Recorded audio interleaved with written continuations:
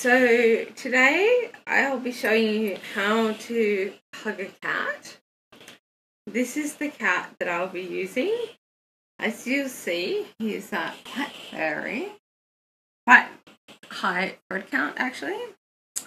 So we'll be laying our cat on the fold. So we'll be laying him down like this. Now, you will be form-fitting the cat to your body. There will be some parts, such as these parts and these parts, that won't form-fit exactly.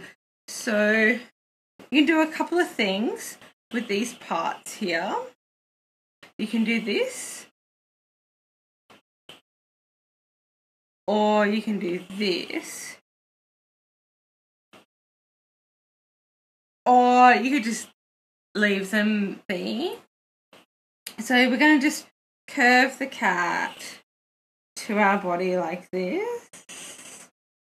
And you know that you're working with a cat because there'll be two ears. There'll be this long tail. And you'll also have these whiskers. So now that we've got the cat perfectly in place, we're just going to hug him.